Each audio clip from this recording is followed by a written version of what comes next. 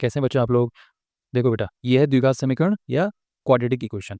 द्विघात इसलिए क्योंकि पावर 2 है, क्वाड्रेटिक पावर 2। ठीक है, सॉल्व कैसे करेंगे बेटा, स्टार्ट करते हैं। पहले 5 को 6 से मल्टीप्लाई करोगे, मल्टीप्लाई किया, अब 30 आ गया। अब इसके बेटा आपने फैक्टर देखने हैं, फैक्टर कौन कौन से आते हैं इसके।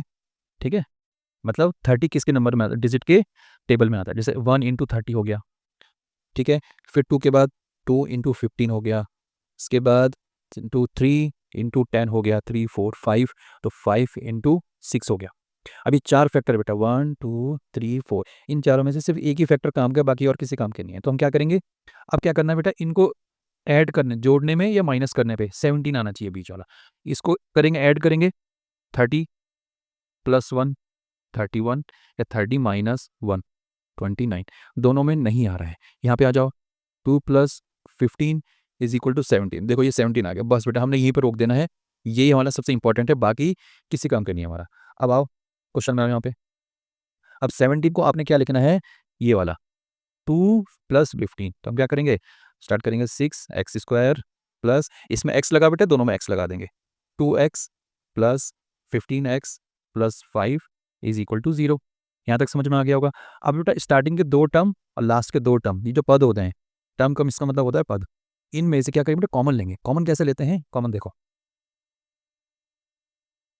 2 के टेबल में दोनों आ रहे हैं, 2 के टेबल में 2 भी आता है, 6 भी आता है, तो पहले 2 लिखो बाहर।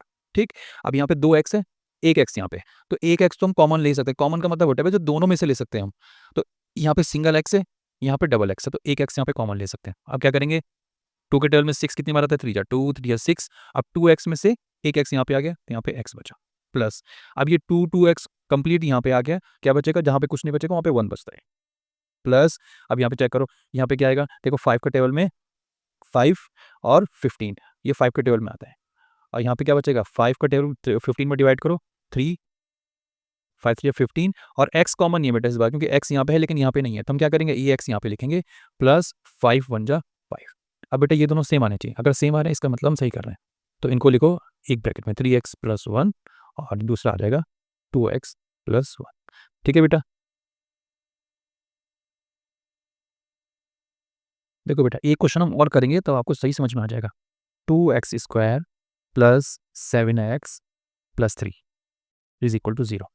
इसका फर्स्ट स्टेप क्या है बेटा, आपको मल्टीप्लाई करना है। मल्टीप्लाई क्या करना है, 2 की मल्टीप्लाई 3 में करोगे, 3 2 जा 6। अब इसके फैक्टर ढूंढो, एक तो आएगा 1 इंटू 6, दूसरा आएगा 2 इंटू 3, 2 3 जा 6, और 3 इंटू 2 आएगा, लेकिन ये वाला सेम है।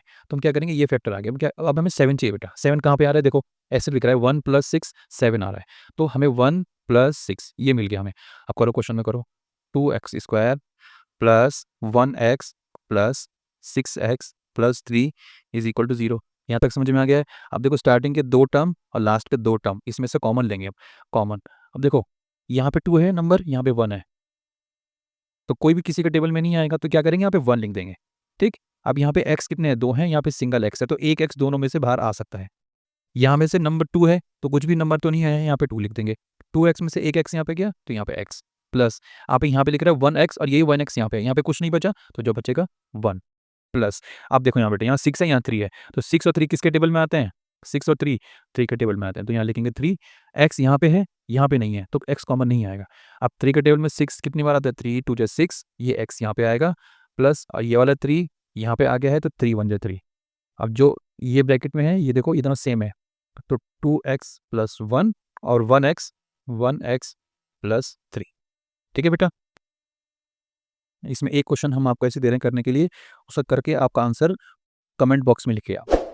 6x² plus 5x minus 6। और ऐसी वीडियोस के लिए बेटा हमारे चैनल को सब्सक्राइब करें और शेयर करें अपने दोस्तों में।